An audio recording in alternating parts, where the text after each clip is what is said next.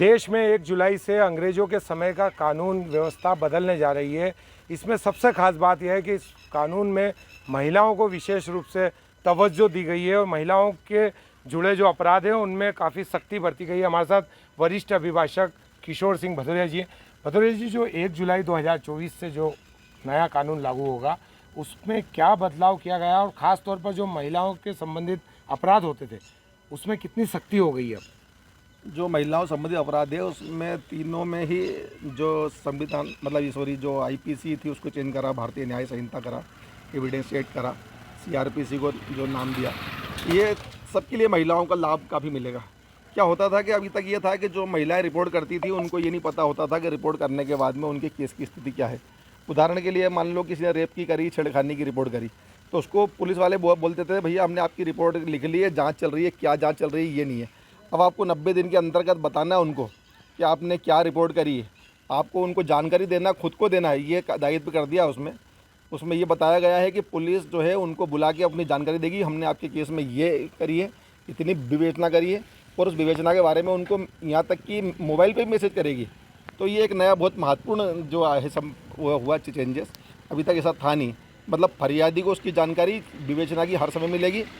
अभी तक ये होता था कि हमको अगर जानकारी चाहिए किसी फरियादी की तो उससे कहते थे अभी आरटीआई लगाओ, तो पुलिस कहती थी नहीं अभी हमारी विवेचना चल रही है, हम आरटीआई नहीं दे सकते आपको। अब हमको आरटीआई की ज़रूरत नहीं, किसी आवेदन की ज़रूरत नहीं है, किसी थाने में रिक्वेस्ट की ज़रूरत नहीं है। हमारा मोबाइल नंबर है, आपने क्या विवेचना करी आपको थाने में बताना है, ये उसका अधिकार आपको दिया है। तो ये बहुत महत्वपूर्ण संशोधन है महिलाओं के अपराध के लिए, उनको अपनी जागरूकता और जानकारी रहेगी। हमारे साथ याचना शर्मा जी भी हैं मैडम, जो कि कभी लंबे समय से यहाँ पे उज्जैन में वकालत कर रही। मैडम, जो महिलाओं से संबंधित केस आप लड़ते थे तो पहले क्या कठिनाई आती थी और जब 1 जुलाई से नया कानून लागू होगा तो क्या वकीलों को सुविधा मिलने वाली है? उसमें सबसे पहले ये कि हमको एफआईआर कराना ही सबसे बड़ी चुनौती रहती थी। किसी महिला के साथ अपराध होता है तो उसके एफआईआर ही होना सबसे बड़ा, और आज सब ये हो जाएगा तो सब नए कानून के प्रावधान से एफआईआर भी हो जाएगी, और नया जो आने वाला है मोबाइल के माध्यम से भी एफआईआर, तो ये सबसे बड़ी सुविधा है। और बहुत सारी कठिनाइयाँ जो महिलाएं घर से बाहर ही नहीं निकल पाती थी, आज वो अपनी घटना को बता सकती हैं और उससे अपने लाभ पा सकती हैं। वकील साहब, ये बताएं कि क्या जो नया कानून है इसमें फिर सज़ा भी सख्त की गई है पहले से? हाँ, सज़ा भी जो पुराने कानून, सज़ा तो पुराने कानून में भी थी, लेकिन जो नया कानून बना है उसके अंतर्गत सज़ा को भी बढ़ाया गया है। और पहले क्या, जैसे मैडम ने बताया कि रिपोर्ट करने में बहुत परेशानी आती थी, आजकल जो नया कानून बना है उसके अंतर्गत रिपोर्ट भी जो होगी सरलता से होगी और उसको लाभ मिलेगा। पूरी जानकारी आपको देना है जो भी नए कानून के अंतर्गत है। थाने पर अगर आपकी रिपोर्ट होती है, आपका भी क्या उसमें प्रोसेस चल रहा है, आप थाने पे जाके उसकी पूरी जानकारी ले सकते हो और महिलाओं को पूरी मतलब सुविधा मिलेगी उसमें। हम लोगों को भी क्या है कि पहले महिला हमारा कोई पीड़ित आता था तो थाने पे आवेदन, अभी जांच हो रही है, जांच होगी 15 दिन उसमें लगा दिए, 1 महीना जांच में लगा दिया, लेकिन क्या है अभी है कि आपको उसकी रिपोर्ट लिखना ही पड़ेगी।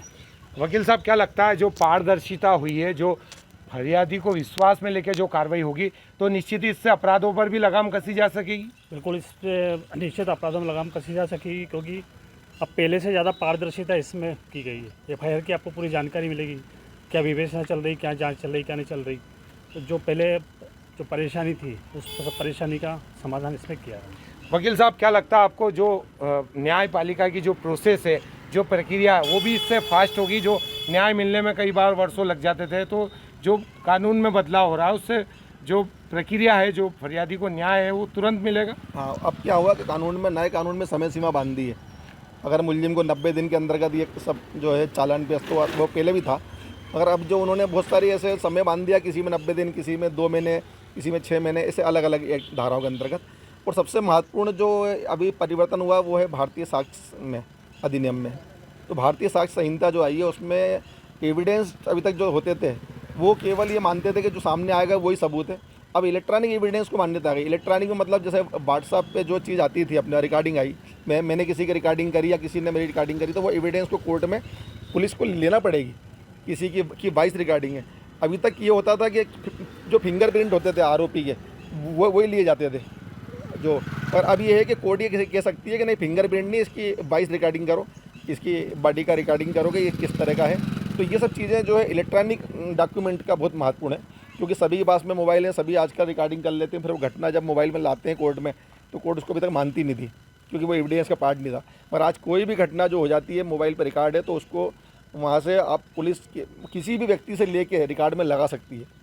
ये बहुत महत्वपूर्ण ये उज्जैन के अभिभाषक है जिनका कहना है कि यदि सोशल मीडिया का भी कोई आपके पास रिकॉर्ड है, कोई आपके पास सबूत है, तो उसे न्यायालय में पेश करेंगे तो निश्चित रूप से उसका लाभ जो है मिलने वाला है और आने वाले समय में महिलाओं को लेकर जो कानून था और भी सख्त हो जाएगा।